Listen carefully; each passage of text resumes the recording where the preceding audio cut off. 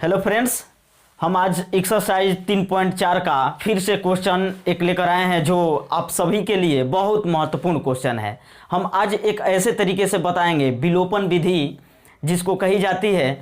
आप सब लोग अच्छे से ध्यान से बहुत साइलेंट होकर एकांत जगह में सीखेंगे। तो चलिए हम क्वेश्चन पर चलते हैं।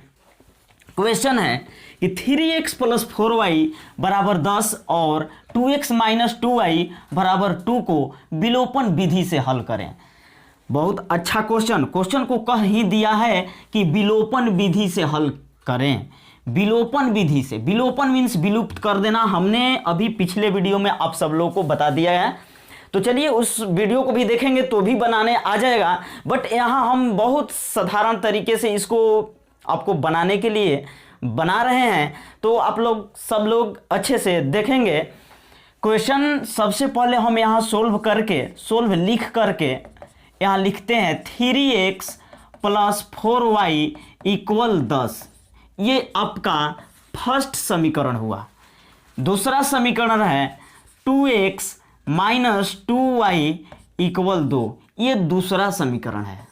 क्या है? दूसरा समीकरण है। समझ गए? इसको और सरल बना लेते हैं समीकरण 2 को। एक कुछ खासियत इसमें दिखाई दे रहा है जो आप लोग को ढूंढना चाहिए। बहुत सारे स्टूडेंट ढूंढते हैं, बहुत सारे स्टूडेंट नहीं ढूंढते हैं। क्या खासियत है कि इस सभी पदों में 2 जो है शामिल है। 2 का क्या है? कॉमन हो रहा है। तो यहाँ 2 को हम निकाल लेते हैं बाहर और x यहाँ लगाते हैं, -y लगाते हैं। ये 2 निकल गया। ये इंडिकेट करता है, ये सूचित करता है कि 2 का गुणज जो है x के भी साथ और y के भी साथ है, इसलिए 2 ही निकला। बराबर यहाँ 2 दिया गया।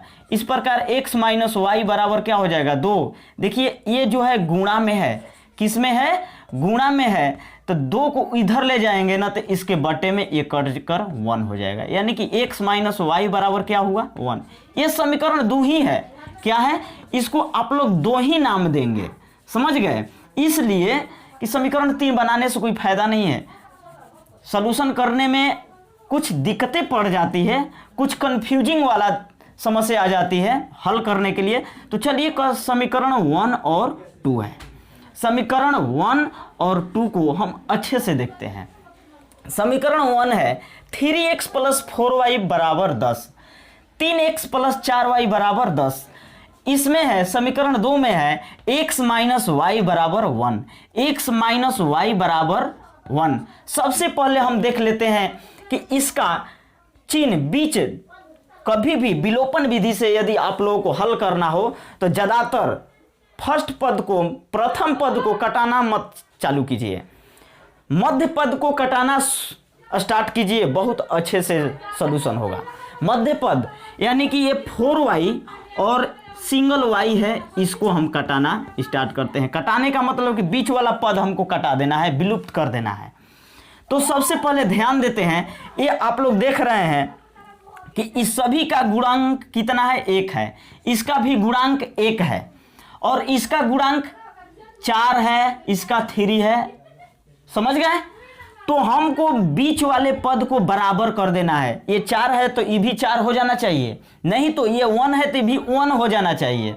समझ गए? तो इसको बराबर करने के लिए आप सब लोग ध्यान देंगे।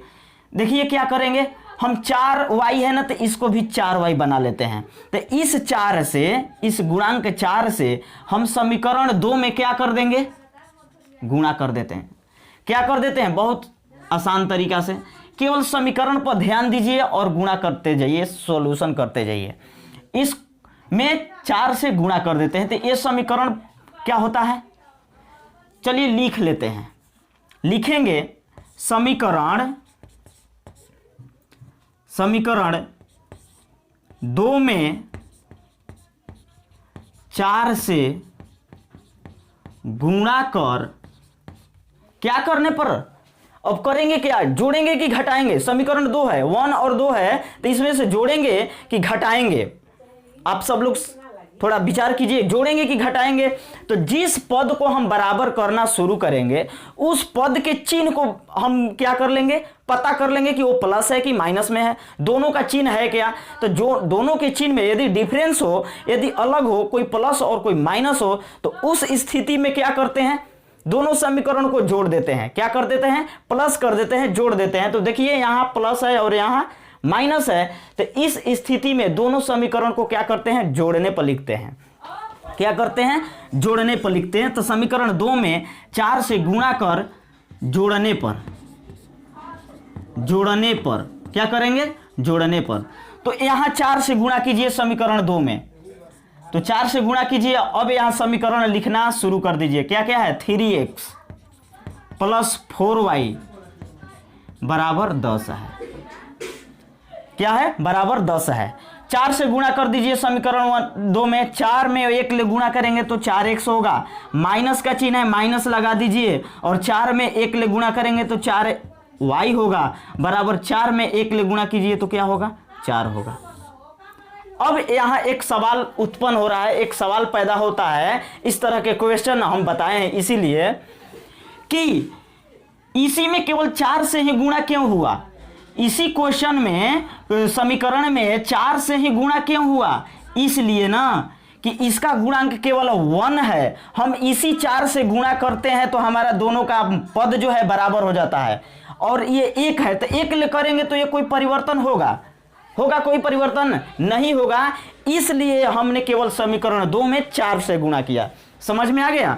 तो अब आगे चलते हैं, लिखा गया है क्या, जोड़ने पर। तो हम आपस को क्या कर देते हैं, जोड़ देते हैं।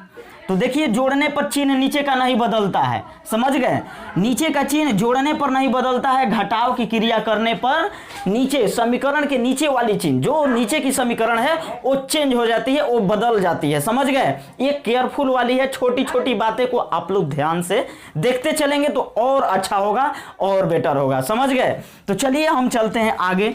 ये प्लस में है ना, तो इसको माइनस, और ये माइनस है तो ये प्लस, और ये प्लस है तो ये माइनस, कभी नहीं करना है। जोड़ की स्थिति में वो क्रिया होती है घटाव में। तो इसको डायरेक्ट अब चलते हैं। देखिए 4 और 3 ये दोनों प्लस में है, हम इसको बिल्कुल कॉन्फिडेंट होकर जोड़ देते हैं। 3 और 4 7x हो जाती है। अब देखिए 4 प्लस में और माइनस में एक 4 है, तो जब एक प्लस में है और एक माइनस में तो वहां स्थिति घटाव की बनती है। तो 4 में से 4 गया 0, यानी कि इसको ऐसे काट देते हैं। क्या करते हैं, काट देते हैं। बचता क्या है, बराबर में जो रहता है 10 और 4 14 हो गया। क्या हो गया, 14 हो गया। यहां देखिए y जो हुआ विलुप्त हो गया, साइलेंट हो गया, खत्म हो गया ना, उसी को विलोपन विधि कही गई है, इसी को विलोपन विधि कही जाती है। तो चलिए आगे चलते हैं। ये 7 और x, ये आपको दिखाई दे रहा है 7 और x, इसके मध्य में, इसके बीच में गुणा का चिन्ह छिपा है। इसके बीच में क्या छिपा है, गुणा का। 7 को जब भी 14 के तरफ ले जाते हैं तो 14 के बाटा में 7 हो जाता है, और काटाते हैं तो 2 होता है। इस प्रकार हमारा x का मान कितना आता है, x बराबर 2 निकल कर आएगा। यही आपका x का वैल्यू कहलाएगा, और x का मान और x का आंसर होगा, और दूसरा कोई x का वैल्यू नहीं होगा। तब ये जो x का वैल्यू 2 आया है ना, अब इस x के वैल्यू को किसी समीकरण में आप रख सकते हैं, स्वतंत्र है, आपकी आजादी है, फ्रीडम है कि इस x के मान को किसी समीकरण में रखेंगे तो y का वैल्यू प्राप्त हो जाएगा। समझ गए। तो कोई भी समीकरण उठा लीजिए, चाहे 1 हो या चाहे 2 हो, तो जो साधारण होता है ना उसी को हम रखेंगे, और बेटर होगा और बेस्ट होगा। समझ गए। तो चलिए क्वेश्चन नंबर 2 है, समीकरण नंबर क्या है, समीकरण नंबर 2 में रख देते हैं, इसलिए कि इसका गुणांक दोनों का 1 1 है। यदि गुणांक 1 1 है तो कोई भी इसको हल करने से कठिनाई, प्रॉब्लम, समस्या नहीं होगी। तो चलिए कैसे रखते हैं, समीकरण 2 में लिखेंगे, यहां लिखते हैं समीकरण 2 में x बराबर 2 रखने पर, क्या रखने पर, x बराबर 2 रखने पर। तो समीकरण 2 है क्या, तो समीकरण 2 x माइनस वाई बराबर क्या है, 1 है, बिल्कुल 1 है। x का वैल्यू हमको 2 रखना है, यहाँ 2 रख देते हैं, माइनस वाई बराबर 1 हुआ। इसके पहले देखिए ए आर लिखना मत भूलिए या इंग्लिश में ओ आर लिखना मत भूलिए। ये जो है एक अच्छे स्टूडेंट की निशानी होती है, समझ गए। तो 2 जो है इधर प्लस में है, जब 1 के तरफ जाएगा तो क्या में हो जाएगा, माइनस में हो जाएगा। इस तरीके से हो जाएगा। 1 में तो 2 घटेगा नहीं, बड़े में से छोटे को घटा लेते हैं। तो 2 माइनस में है तो 1 को घटाएंगे, क्या करेंगे, 1 को घटा दिया जाएगा तो क्या बचेगा, -1। y में भी माइनस है और 1 में भी माइनस में। इस तरीके से जब भी क्वेश्चन आ जाए, जब भी समस्या आए, तो इसको हम क्या करते हैं, कटपीस कर देते हैं। यानी कि y का वैल्यू हमारा क्या आया, 1 आया। ये y का वैल्यू आपका आंसर हुआ और x का वैल्यू यहाँ कितना आया, 2 हुआ है। इस प्रकार ये दोनों क्या हुआ, आंसर हुआ। तो इस तरह से विलोपन विधि को अच्छे से समझकर हल करेंगे, बहुत अच्छा होगा। तो हम कहेंगे कि हमारे जितने भी नए स्टूडेंट हमारे वीडियो को देख रहे हैं तो इस चैनल को, हमारे चैनल को बहुत प्यार से सब्सक्राइब करें और कमेंट भी में बहुत ज़रूर बताएं और लाइक करना ना भूलें।